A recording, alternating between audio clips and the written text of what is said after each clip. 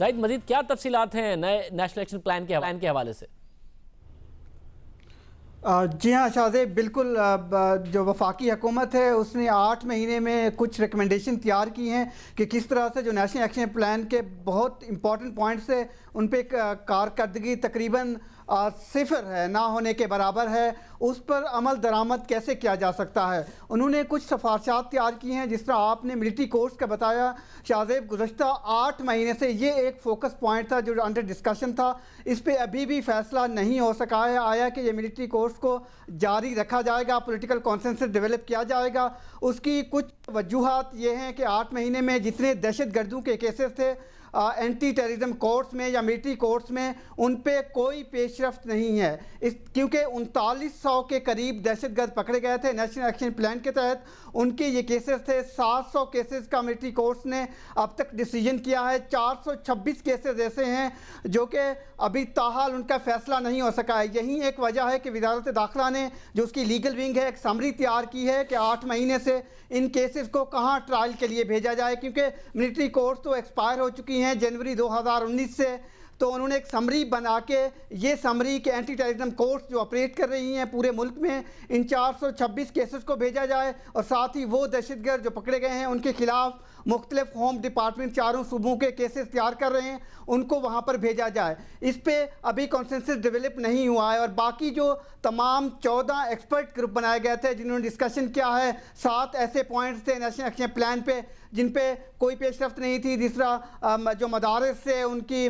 Curriculum تھا اس کو change کرنا تھا، اس میں ریفارم لانی تھی، ساتھ ہی کراچی کی ایک امن کمیٹی پہ ایک ریکمنڈیشن تیار کی گئی ہے، بلوچستان کا ایشو تھا، کالعدم تنظیموں کے حوالے سے ایک نئی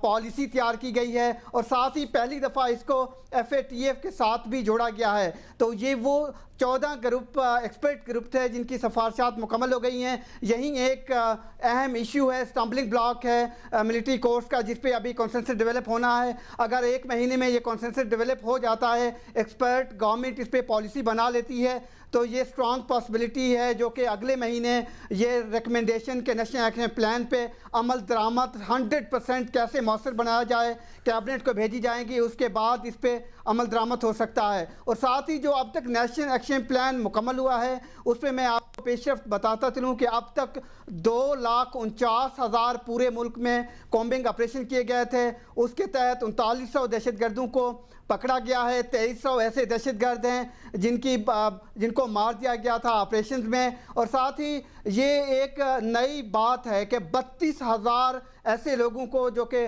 مساجد میں لاؤڈ سپیکر استعمال کر رہے تھے ان کی گرفتاریاں کی گئی ہیں، ساتھ ہی 22,156 ان کے خلاف کیسز فائل کیے گئے ہیں۔ یہ ایک بڑی پیش رفت ہے۔ اور ساتھ ہی کچھ ایسے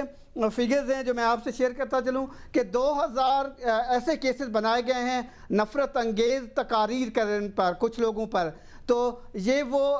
اچیومنٹ ہیں جو حاصل کی گئی ہیں۔ اور 5 ایسے پوائنٹس تھے جن پہ تقریباً کام نہیں ہو سکا ہے۔ مدارس کو رجسٹر کرنے کا جو عمل تھا، پاکستان میں اس وقت تقریباً 39,000 مدارس تھے، ان میں 30,000 مدارس کو رجسٹر کر لیا گیا ہے، 9,000 مدارس ہیں ان کو رجسٹر کرنا باقی ہیں۔ تو یہ پیش رفت اب تک نیشنل ایکشن پلان پہ ہوئی ہے۔ بہت شکریہ زاہد گشکوری، اس حوالے سے تفصیلات بتا رہے تھے۔